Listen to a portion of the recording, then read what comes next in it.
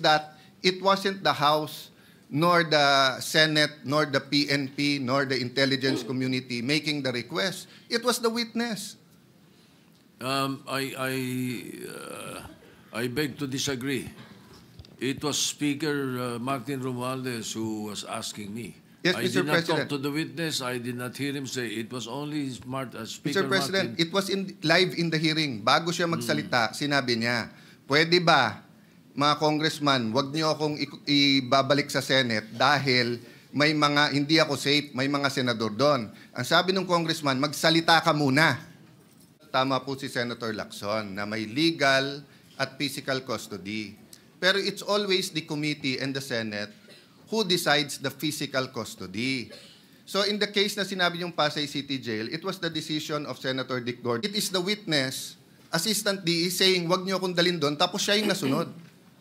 So the issue here is not only the physical and the legal custody. The issue also is the integrity of the Senate, the perception that if we don't have him here, de lahat na lang ng witnesses sasabihin, wag tayo doon. Paano kung wala rin silang tiwala sa PNP? Wag sa PNP, lilipat natin sa NBI.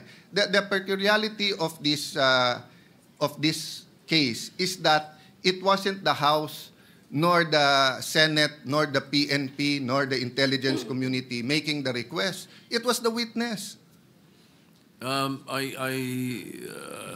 I beg to disagree. It was Speaker Martin Romualdez who was asking me. Yes, I Mr. did not President. talk to the witness. I did not hear him say. It was only Speaker Mr. President, Martin. it was live in the hearing. Bago siya magsalita, sinabi niya, pwede ba, mga congressman, wag niyo akong ibabalik sa Senate dahil may mga, hindi ako safe, may mga senador doon. Ang sabi ng congressman, magsalita ka muna. It wasn't the House, nor the Senate, nor the PNP, nor the intelligence community making the request. It was the witness. I beg to disagree. It was Speaker Martin Romualdez who was asking me. Yes, I Mr. did not President. talk to the witness. I did not hear him say. It was only Mr. Speaker President, Martin. it was live in the hearing. Bago siya magsalita, sinabi niya, pwede ba, mga congressman, wag niyo akong ibabalik sa Senate dahil may mga, hindi ako safe, may mga senador doon. Ang sabi ng congressman, magsalita ka muna. Meaning condition pa nila, magsalita ka, saka na. That's why I think, in fairness to the Speaker, no? I don't think this is his personal I don't think wishes. he was also present. Yeah, in much the same way as I did not hear that Let me clarify particular that, Mr. President. I Yes. don't think it's his personal request. I think he was conveying it as Speaker to this chamber in the same manner na pag may request kami sa House, either the Majority Leader or the Senate President will request it. But hindi naman po alam ng tao na ang request ay formal eh. And again, hindi ko na question yung kagabi. But all over the news and live, yun po ang lumalabas. Yung witness ang nagdidikta na wag niyo ako ibalik sa Senate. Ano ba experience niya dito?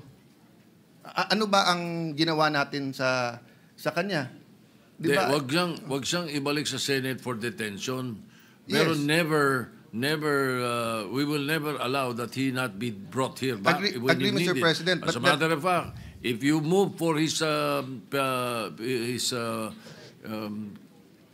for him to be returned here, we will return him right away. Agree, Mr. President. Ang problema kasi gives the impression na pag dito, mapre-pressure or may kakausap sa kanya. Yun yung impression ngayon eh. Which I think is unfair to all of us.